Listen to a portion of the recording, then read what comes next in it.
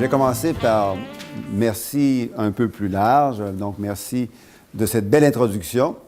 Merci évidemment à la Maison de la Famille de m'avoir invité, de m'avoir donné le privilège et le plaisir d'être avec vous ce soir. Merci aussi à vous tous de vous être déplacés, d'être présents pour traiter des 3 C. Derrière?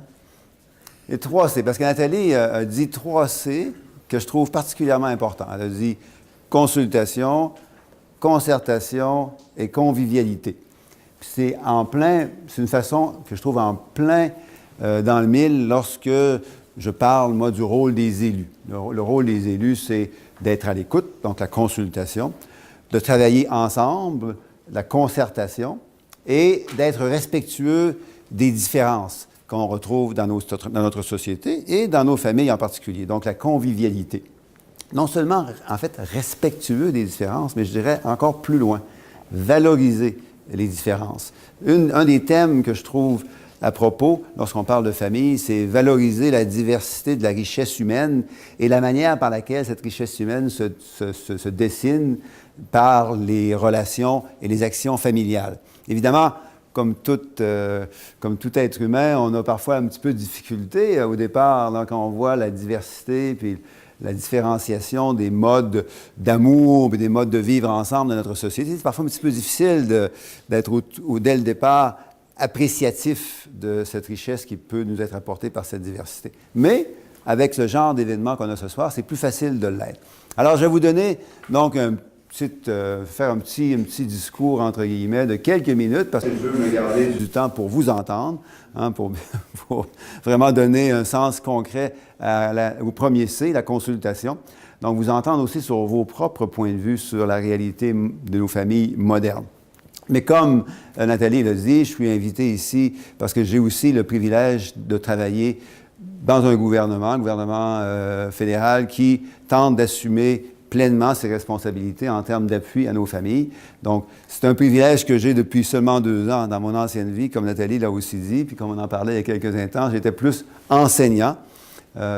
Mon père, qui était directeur d'école avec M. Roy durant un certain temps, m'a souvent dit que lorsqu'on ne sait pas faire quelque chose, la première chose qu'il faut faire, c'est de l'enseigner. Et quand on l'enseigne assez longtemps, on finit par l'apprendre, le comprendre, puis en plus, éventuellement, on finit par bien le faire. Alors moi, j'ai enseigné durant 23 ans l'économie. Et donc, après 23 ans, je commençais à me sentir plutôt à l'aise, mais l'expérience et l'aventure politique, c'était pas du tout sur mon écran de radar.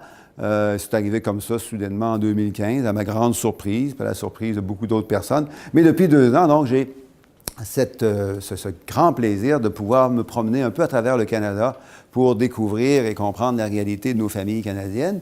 Mais j'ai aussi cette chance d'être à Québec, où ma famille de mon père a grandi dans Charlevoix, mais la mienne, les parents ont habité longtemps, ils sont encore d'ailleurs à Beauport. Puis moi, maintenant, j'ai la chance d'avoir 3 adolescents qui me font vivre pleinement les joies de la famille. Alors, ma conjointe et moi, on sait ce que ça veut dire. Et on comprend que, même si on dit toutes sortes de choses du type « les familles, c'est difficile, la vie coûte cher, c'est compliqué, le temps est rare, on a de l'anxiété autour du logement, du travail, de l'éducation », en fait, c'est aussi un grand privilège d'être parent, parce qu'on donne effectivement pas mal, mais on reçoit encore plus comme parent. Mais ça, on le comprend généralement un peu plus tard. Peut-être pas durant les premières semaines ou les premiers mois de la vie d'un enfant ou d'une famille, mais plus tard, on s'aperçoit que ce don, il nous est retourné de multiples fois. Alors, donc, je vais me concentrer sur le rôle du gouvernement canadien en particulier depuis 2 ans, notre compréhension de la réalité des familles, comment on essaie de répondre, d'être le plus en appui possible au bien-être de nos familles. Puis, comme je disais, j'espère pouvoir vous entendre aussi durant quelques minutes vers la fin. Alors, première chose que M. Trudeau m'a donnée dans ma lettre de mandat, qui est publique depuis le début, puis qui est assez longue, c'est de dire, bon, écoute, tu vas t'occuper de certains aspects qu'on considère particulièrement importants pour aider nos familles à bien vivre. Parce que, évidemment, un gouvernement doit être aussi très modeste et très humble. C'est pas lui qui va faire toute la différence. Alors, la première chose qu'il m'a demandé de faire, c'est de mettre en place ce qu'on a appelé, dès le début, l'allocation canadienne pour les enfants. Ça tombe bien parce que l'allocation canadienne pour les enfants, ça m'a ramené une des raisons fondamentales qui m'ont amené à étudier l'économie, puis ensuite à l'enseigner, c'était de voir comment une société juste pouvait être appuyée par des politiques, un, efficaces, deux, simples pour les individus et pour les familles, et trois, justes et équitables. Alors, vous avez peut-être entendu parler de l'utopie qu'on caractérise parfois. On dit parfois que c'est une utopie, le revenu minimum garanti. Hein, c'est un système qui permet de mettre en place un filet de sécurité sociale qui est peu coûteux à administrer pour le gouvernement, qui est peu difficile à recevoir, donc il est peu difficile de bénéficier pour les provinces, pour les familles, et qui est équitable en aidant davantage les familles qui en ont davantage besoin. Bien, au Canada, on a un revenu minimum garanti depuis une quarantaine d'années pour les aînés. C'est le supplément de revenu garanti et la prestation de la sécurité de la vieillesse. Au Canada, depuis juillet 2016, on en a un aussi pour les enfants, les familles avec enfants. Ça s'appelle l'Allocation canadienne pour enfants. Ce ne sont pas toutes les familles qui en profitent. Il y en a 9 familles sur 10 qui en profitent. Il y a une famille sur 10 qui n'en profite pas parce que, bon, elle se débrouille bien toute seule. Et parmi les 9 familles sur 10 qui en profitent, il y en a à peu près, je dirais, 200 000, des familles de 200 000 enfants dans la région de Québec qui en profitent particulièrement, un montant d'à peu près 560 $ par mois versé directement dans les comptes des familles, donc régulièrement, non imposable, donc facile à comprendre, simple à interpréter pour les familles de la région et celles du restant du pays, et très simple à administrer pour le gouvernement canadien. Et c'est équitable parce que, en plus que ce soit 9 familles sur 10 qui reçoivent cette allocation non imposable, il y a 500 000 Canadiens, dont 300 000 enfants, qui sont sortis de la pauvreté. Ils le seraient ou elles le seraient autrement. Sortis de la pauvreté parce que ça, c'est particulièrement bien dirigé et bien adapté aux conditions des familles à plus faible revenu. Donc, un revenu minimum garanti pour les familles depuis juillet 2016. La plupart des familles de la classe moyenne en profitent et les familles à plus faible revenu en profitent encore davantage.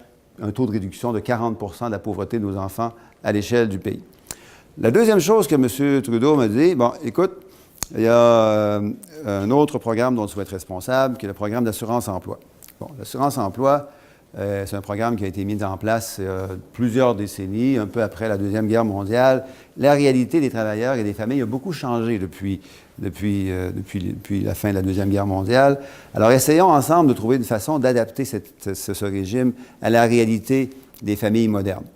Bon, au Québec, on a l'avantage d'avoir déjà depuis un certain temps des congés parentaux, maternité et paternité bien en place, plutôt généreux par rapport au restant du Canada. Par contre, au Canada, les congés de maternité et les congés parentaux ont toujours été, un, moins souples et deux, moins généreux que pour les familles québécoises. Donc, c'est un changement qu'on a apporté qui bénéficie principalement aux autres résidents, aux autres Canadiens, ceux des autres provinces. Mais maintenant, depuis le 3 décembre dernier, on a un régime parental et de maternité dans le restant du Canada qui est plus inclusif, plus généreux, plus simple et plus souple.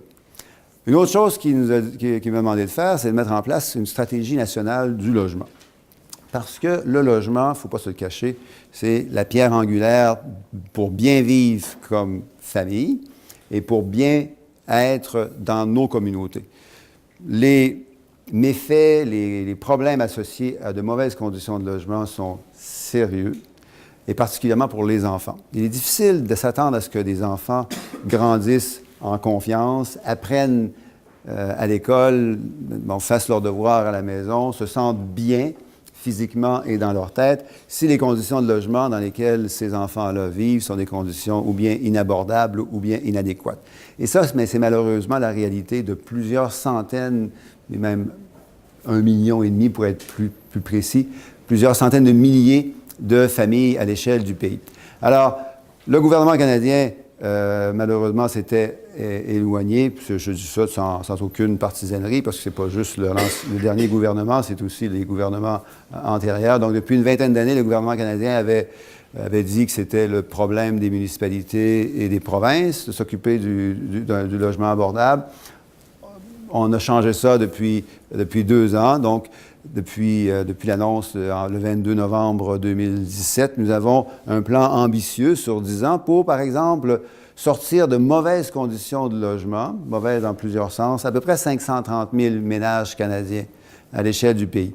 Et ça devrait couper, même si ça ne touche pas directement, heureusement, les enfants, ça devrait couper l'itinérance de moitié au cours des prochaines années.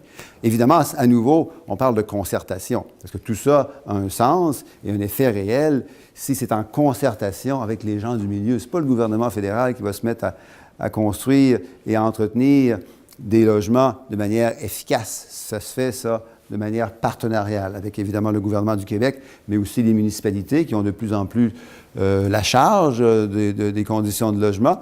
Puis lorsque ces conditions de logement sont mauvaises, ce sont les municipalités et les services sociaux, les services de santé, les services communautaires qui en écopent des coûts. Alors, c'est pour ça que c'est un travail concerté, de concertation, qui va mener à ces résultats qu'on espère voir au cours des prochaines années. Et, pour terminer, laissez-moi parler des aînés, puisque les aînés forment aussi des familles. Et non seulement les aînés forment des familles, mais les aînés, comme vous le savez, ont un rôle très important à jouer dans le bien-être d'autres familles, pour 2 raisons principales. Enfin, 3 raisons principales, parce que de plus en plus, les aînés, étant donné que leurs conditions de santé sont meilleures que celles des générations antérieures, les aînés sont capables, si elles le souhaitent et si elles le peuvent, pour toutes sortes de raisons, de poursuivre leur participation au marché du travail sur plus d'années que les générations antérieures. Deuxième raison, c'est que les aînés sont souvent des fournisseurs de services de grande qualité et très appréciés pour les enfants et les petits-enfants, mais aussi parce que dans notre communauté, c'est quelque chose qui est relativement peu compris et certainement peu souligné. Dans notre communauté, beaucoup du bénévolat se fait par nos aînés. Il y a énormément de belles choses de beauté, d'action et d'attitude qu'on retrouve dans notre société, ici même à Québec, qui est générée par ce bénévolat tellement substantiel de la part de nos aînés. Mais ce qui est important de retenir aussi, c'est que il est vrai que les aînés ont une part plus importante dans notre société en raison de leur nombre et de leurs conditions de vie, de leurs conditions de santé peut-être plus favorables, mais les aînés vieillissent de manière hétérogène. Il y a une grande diversité de conditions de vie parmi nos aînés. C'est important d'en être conscient. C'est vrai, comme je disais, que oui, les aînés d'aujourd'hui sont généralement plus sécures d'un point de vue financier. Ils ont des actifs qui leur permettent d'être en moyenne moins anxieux, moins insécures d'un point de vue économique. Oui, comme je disais, la santé de nos aînés est en moyenne supérieure. Oui, les conditions de travail, de logement sont aussi meilleures. Mais il y a beaucoup d'aînés qui vivent seuls, vivent en précarité économique sérieuse et qui ont des difficultés ou bien de nature santé ou bien de nature familiale. Un conjoint qui a besoin d'aide, une santé qui est fragile, qui crée beaucoup d'incertitudes. Et donc, dans ce contexte de grande variabilité des conditions de vie de nos aînés, il faut que les gouvernements soient respectueux. Je reviens au terme de respect, d'écoute, de conscientisation. Il faut être respectueux. Et c'est pour ça qu'une autre chose que le premier ministre m'a demandé de faire, c'est, de travailler avec le ministre des Finances pour augmenter la qualité et la générosité du régime de pension du Canada. Bon, le régime de pension du Canada s'applique à toutes les provinces sauf le Québec. Alors, la bonification du régime de pension du Canada qu'on a pu signer, sur laquelle on a pu s'entendre avec les 9 autres provinces, en juin 2016, cette bonification a immédiatement profité et va profiter à l'ensemble des autres Canadiens que les Québécois. Mais ça, entre nous, ça a amené aussi le gouvernement du Québec à bonifier notre régime des rentes du Québec au cours des dernières semaines et des derniers mois. Le gouvernement du Québec avait le choix entre suivre le gouvernement canadien et les autres provinces et ne pas le faire. Puis ils ont hésité. Puis s'ils étaient dans la salle, je leur dirais très honnêtement et très respectueusement, ils ont hésité à le faire, mais à la fin, ils ont décidé de le faire aussi. Alors ça veut dire que la bonification du régime de pension du Canada est couplée avec une bonification identique du régime de rente du Québec. Donc, au cours des prochaines années, au lieu d'avoir un 25 de remplacement du revenu, on va tranquillement se déplacer vers 33 de remplacement du revenu. Donc, c'est une première chose qui a été faite assez rapidement, étonnamment. L'ancien gouvernement, sans aucune partisanerie, mais avec transparence, l'ancien gouvernement pensait que ça ne pourrait jamais être fait, et d'ailleurs que ça ne devrait pas être fait, mais ça a pris 6 mois, ça a été réglé. La deuxième chose qui a été faite, c'est de ramener à 65 ans l'âge d'admissibilité pour les prestations de la sécurité de la vieillesse. C'est pas parce que les gens sont forcés de prendre leur retraite à 65 ans, plutôt qu'à 67 ans, en raison du nouveau changement. Les aînés prennent leur retraite quand ils le veulent. Ça dépend à nouveau de leur revenu, de leur capacité de travailler, de s'ils ont un emploi, de leur santé, des conditions de vie de leur conjoint. Par contre, malheureusement, beaucoup de nos aînés, les plus vulnérables certainement, n'ont parfois pas la capacité de travailler après 65 ans. Pour toutes sortes de raisons, la plupart du temps indépendantes de leur volonté. Et si on n'avait pas maintenu, si on n'avait pas ramené à 65 ans l'âge d'admissibilité aux prestations de la sécurité de la vieillesse, il y a 100 000 aînés au Canada qui se seraient retrouvés dans la pauvreté sévère, pour ne pas dire dans la misère, parce qu'ils n'auraient pas eu accès à d'autres programmes fédéraux pour pouvoir vivre correctement. Donc ça, on l'a fait. Et en plus, la dernière chose qu'on a faite aussi, parce qu'on pense que c'est important de le reconnaître, le coût de la vie pour nos aînés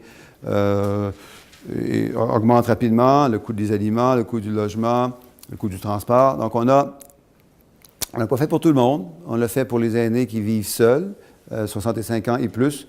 Donc le supplément de revenu garanti qui donne un peu d'argent pour vivre un petit peu. On l'a bonifié de jusqu'à 950 $ pour les aînés qui vivent seuls, qui en ont davantage besoin. Et ça, c'est à peu près 900 000 aînés au Canada qui en profitent depuis quelques mois. Dans la région de Québec, c'est autour de 30 000 aînés, là, mais des aînés qui vivent avec très peu de moyens, qui ont cette aide additionnelle.